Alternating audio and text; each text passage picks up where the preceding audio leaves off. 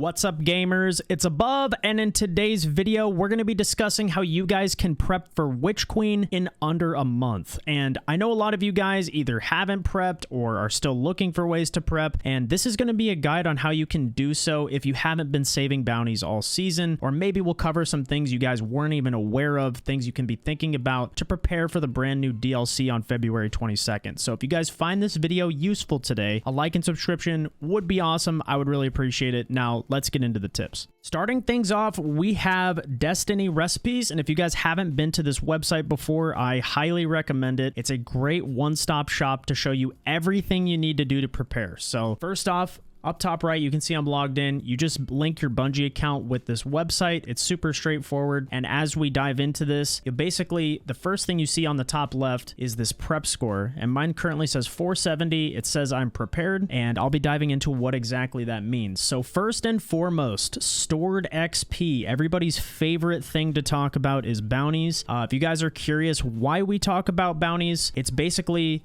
because they allow you to unlock artifact mods early. So for example, if we're looking at the current artifact, mods like particle deconstruction in the final slot will be accessible to you much faster if you do save your bounties, because these are XP based. As you can see in the bottom right hand corner here, it is based on the amount of XP that you have to unlock each artifact level. So the more you're able to save ahead of time, the better off you'll be. And obviously, I will have you guys covered on the first day of the brand new season, covering the best artifact mods to look out for. But if you guys want to begin preparing, this is a great way to do so, is by stacking bounties in your inventory, and we're going to be diving into exactly which ones you guys should be keeping. So as we go back to Destiny recipes, you guys can currently see I will be level 17 on day 1 of the new season, as long as I optimize how and when I turn in my bounties, and I will show you exactly what I have prepared now. So down below, it'll show you per character, Hunter, Warlock, Titan, and everything you've completed will be lit up, and then everything you've not completed will be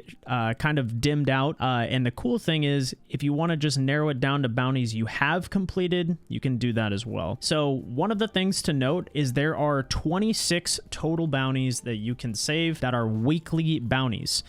These are the ones that you'll see that give 12,000 XP. Each one of these basically is double of what a daily bounty is worth, so they're extremely valuable if you can do them. And as I noted, there are 26 as far as I'm aware. I could be off on that number, but it's somewhere in that ballpark. There's going to be one that actually comes from Xur in the 30th anniversary inventory. It'll show that there's 3 unique ones, but you actually can't hold more than one. And we'll actually be getting into how you should be managing this specific bounty a little later in the video. Europa has 4 rotating weeklies that you can pick up from Varix. I believe he releases 2 per week, so you'll just need to go back and check over the next couple weeks to fill these out. But you will, at a minimum, if you only go once, be able to grab 2, and then if you're able to go back, depending on the RNG of how they rotate, you'll be able to finish all 4. Now, if you have a clan, there are, as far as I'm aware, 8 weekly bounties that are on rotation. Now, these do randomly rotate.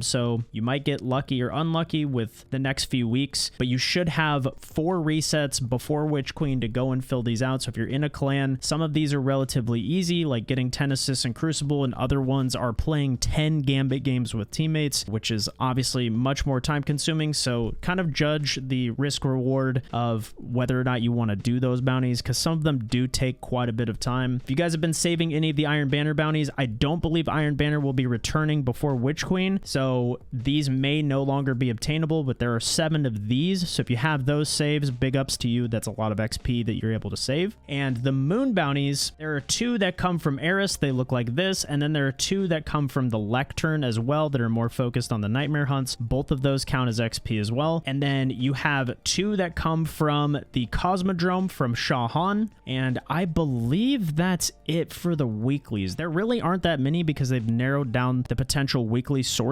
back after we started to have a huge amount of power creep and XP gains with the likes of Forsaken and all the other legacy content staying around for so long. They actually nerfed destinations from the Dreaming City, so Petravenge's bounties are really, really poor. Do not save any bounties from the Dreaming City. And the other ones you should be avoiding are the Tingled Shore, because it's going to be going away, as well as anything in the Helm, anything seasonal related, whether it's Splicer or Season of the Lost or Chosen, You do not want to save those bounties. They have the risk of being taken from your inventory, so do not save anything from the helm. And lastly, one of the most important things for us to talk about with only 26 weekly bounties is you actually have space for 63 to hold on your character. Now, it is a combination of your quest inventory, so any quests that you want to finish up, make sure you do so before the end of the season, and then it also is combined with your bounties. So these two are a sum value up to 63 that you can hold. I recommend holding 63 on 2 characters and then 62 on your main character that you're going to start out with on day 1 of the DLC, because this will allow you to pick up the artifact quest right at the beginning of the expansion. So you want to make sure you leave a slot open for that. So you're probably wondering, with only 26 bounties, what do we do with the rest? And the answer is you actually want to fill up on daily bounties. You can see that I have a bunch from various planets. So I have a ton from Nessus. I have a bunch from the moon and Europa, as well as the Cosmodrome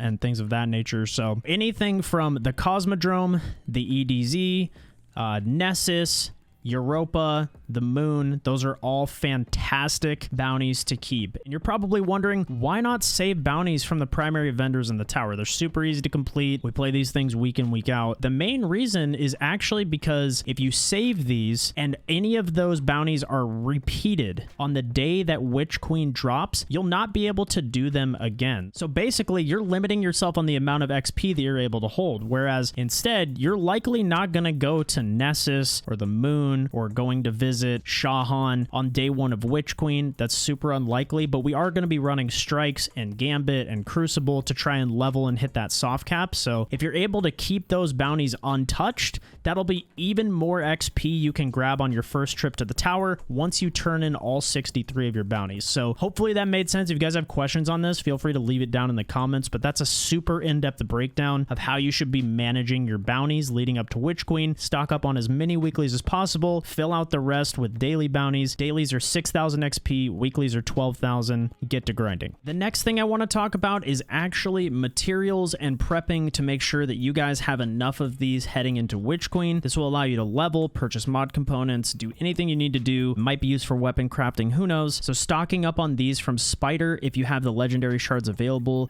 is a really easy way to up your prep score and make sure that you're good to go for day 1 of the DLC. So any of these materials here, looks like they recommend 2,000. I doubt you'll need that many, so try and get a good amount of each one just to make sure you're prepared. Now, as we continue to scroll down, they want you to farm legendary shards. So if you guys haven't already turned in all of your gunsmith materials, those are going away with the launch of Witch Queen. So definitely go in, turn those in. It'll get you a bunch of legendary shards from dismantling weapons. Fill up on upgrade modules. These can be purchased from the gunsmith. If you use the modularity mods, it will allow you to stack an additional 25 that basically have a chance to drop after each strike, gambit match, or crucible match, and it will allow you to have 50 going into Witch Queen, which will allow you to infuse more gear more often without it being insanely expensive. So if you want to do that, you can definitely take that approach as well. Next, you can stack up on Ascendant Shards, Enhancement Prisms. Those can easily come from the Master Dungeon or GMs, or just grinding out strikes and doing rank ups from any of the primary vendors in the tower. So highly recommend stacking up on as many of these as you possibly can. I also find that enhancement cores are one of the materials that people struggle with the most, but I actually have a way that you can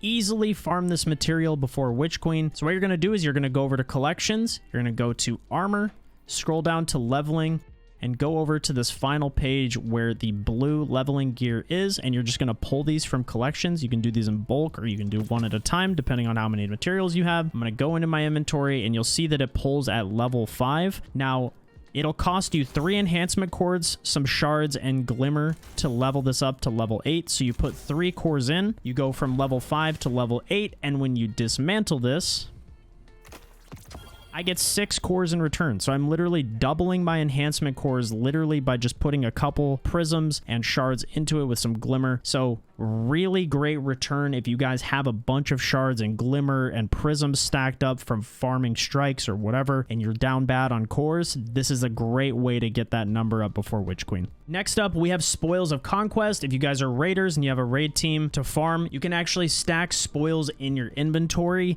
and you can also hold on to an additional 240 in your Postmaster as well, which will allow you to get brand new raid gear. So when the brand new raid comes out, you're going to be able to take these spoils spoils and dump them into getting your god rolls right away, which is something obviously all of us want to do, which is fantastic. So definitely keep an eye out on stacking spoils leading up to Witch Queen. Go farm Templar. Next up, we have the treasure keys and the Paraversal halls. The treasure keys are going to house your weapons, and the Paraversal halls are going to house armor. Now, one of the crazy things about this is that they actually are stonks when you turn them in. They give you massive boosts on soft cap, at least as it stands right now. We're not sure how these will work in Witch Queen, but if you're able to start stacking these in your inventories, it's going to be extremely beneficial for you because these will give you soft cap. You can literally spam these on day one of the new DLC, and you'll be able to go from 1360 to 1500 in no time. I believe the cap on these is 999 on a stack that you can hold. Obviously, don't spend your entire life farming these. Do it, maybe get up to like 50 or something reasonable where you put in a couple hours a week, farm a few of these boxes and the treasure keys, and you guys will have soft cap weapons and armor that you can spam. And the hope is you'll be able to get to soft cap immediately, hop into the main campaign and story without having to worry about wasting powerfuls or getting power drops that you could then save to get to what the raid level will be, which is speculated to be about 1520, 1530, with the boss likely being 1550 to 1560. So keep an eye out for these as well, something really important to keep track of. As we continue scrolling down, you guys will see a counter on vault space, something we're going to get into a little bit more, but one of the things that's super important on the brand new DLC is Glimmer. Now, one of the most important factors behind this is you burn through so much Glimmer on day one of new DLCs, infusing materials, upgrading new weapons, and masterworking them as you guys get brand new god rolls. So you're going to burn through Glimmer like crazy. I recommend stacking up to 250k max on the brand new launch of the DLC, which is this bar here. And then you guys can actually save any of these ships if you pull them from collections. So I would recommend saving 250,000 Glimmer here. And then if you're anything like me, at the back of your vault, I actually have a bunch of sparrows saved up. You can do the other side or any of the ships listed on Destiny recipes. Now, I'm actually going to give you guys a live demonstration of how this works. So I'm going to go to equipment. I'm going to go to sparrows. I just use this one because I know where it lives. It's season 3. So I pull it for 7,500 Glimmer and 5 legendary shards. Now, when we go to my inventory, when I go to dismantle it, even though I put 7,500 Glimmer in, I get 5,000 Glimmer in return, and I get my legendary shards back. So it costs you no legendary shards in the long run. And even though it's a bit of an investment on the front end where you're spending 7,500 Glimmer, if you're down bad on Glimmer on day one of the new DLC, you've been infusing a bunch of guns as we mentioned before, you can come in here, spam delete these, and you'll be able to get 5,000 Glimmer per sparrow, especially if Rahul, who I believe will be holding materials with Witch Queen now that Spider's going away, if he doesn't have Glimmer available for shards, or you don't have many materials stacked up, this is a great way to hold the additional Glimmer. All right, so next up, we're going to be talking about our Postmaster. So as you guys can see, I am full on 10 Ascendant Shards and the 50 Prisms, as we mentioned before. When I go into my Postmaster, you'll see that I'm able to hold 50 Prisms and 10 Ascendant Shards. You definitely want to do this. As I also mentioned before, and I haven't done this myself yet, you can stack up on mod components, you can stack up on spoils, so definitely be sure to do both of those. And you can also stack up on strange coins to purchase additional Paraversal hauls, so make sure to keep your eye out on that. Now, something I want to talk to you guys about is actually stacking engrams on purpose. Now, I haven't done this just yet, but I'm going to give you guys a visual example. So all 10 of these are full. So what happens is if you go to farm legendary lost sectors, right? And today it looks like we have legs. So if you guys want a chance of getting the brand new exotics day one of Witch Queen, this is what you're going to want to do. You want to stack up your inventory and fill up on umbrals to where all 10 slots are full. You can do this with umbrals. You can do this with prime engrams. Doesn't matter. So what you're going to do is you're going to go and farm these lost sectors over and over again and get a couple drops of each. So maybe you get a couple legs, chest, helmet, and gauntlets, right? And you get a couple of each of these. Now, the last couple DLCs have had all of the exotics, with the exception of the Seasons Pass, come from these lost sectors. So this is a great way to get ahead of the game. Now, when you stack these, it'll say exotic engram. You want to make sure that it actually says exotic engram. If you have an exotic engram in your Postmaster that doesn't say exotic engram, it means it's a master Masterwork core, so just be aware of that. And what I'm going to do is actually save about 4 from Grandmaster Nightfalls, which is what these are here, in case they give any open world drops. And exotic engrams are coded to give you weapons and armor you don't already own. And then the rest I'm going to fill up with exotics from the Lost Sectors, so that if there's any new armor on each class, I will be able to get access to them day 1 of the DLC and begin prepping for the new raid right away, getting our hands on it before all your friends do. If you guys want to take this approach, you can also save exotic engrams in your Postmaster, so keep an eye out for that. Now, one of the final things I want to talk about is making sure that you have all of your weapons of choice transferred to the character that you're going to be running on day 1. So for example, I love my Witherhoard, I love my Arbalist, I love my Nightwatch, I use my stochastic variable, Cartesian, my Point of the Stag, right? Like all of the weapons you're planning on using, whether it's Galahorn, whether it's Sleeper, whatever, make sure it's transferred to the character that you're going to be starting on day 1 of Witch Queen, because dim is likely going to be down all day, if not most of the day. So making sure that you have your weapons on your character that you want to take into the new DLC, make sure you do that. And one other thing I want to note about leveling is that you want to make sure that you have Blinding Light equipped on your Ghost. This will give you 12% XP gains for every single bounty that you turn in. And here you can see that you can earn up to a 32% bonus. I believe that Shared Wisdom from being in the same fire team starts at level 7 on the Seasons Pass is when that unlocks. So I would start with daily bounties and then get bigger boosts to your weeklies once you turn those in. But those are 2 things to be aware of. If you have a fire team that you can be in and you have the Blinding Light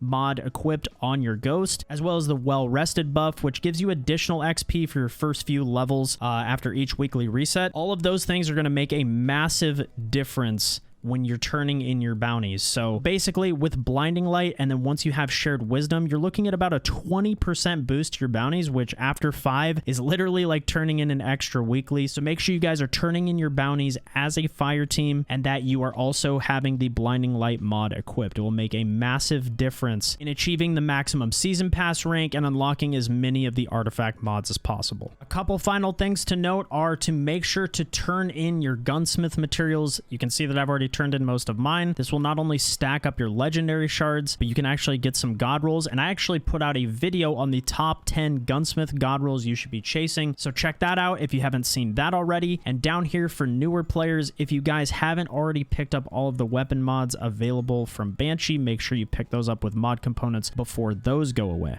Next up, we have A to 1's inventory. So again, whether you're a new or returning player, there are weapon and general gameplay mods. Keep an eye out for Protective Light. It'll be one of the most important mods that will rotate through Ada's inventory. So pick up as many mods as you possibly can before Witch Queen drops, because again, you're going to want to spend these mod components before they go away. And a lot of these mods can be very, very powerful for builds heading into Witch Queen. Final thing to note is that if your Wayfinder's Compass is maxed out, on page 2, which a lot of people don't actually know about, you have elemental well mods that are going to be available to you that are also on a rotation. Some of these are extremely powerful, and I'll actually be making a video on some of these mods in the near future, so keep your eye out for that. That pretty much concludes everything for the Witch Queen prep. I hope you guys found this video informative, and if you did, a like and subscription would be greatly appreciated. So for those of you who do decide to prep, good luck, and I can't wait to see you all on Witch Queen. Again, thank you all for watching, and I'll catch you next time. Peace!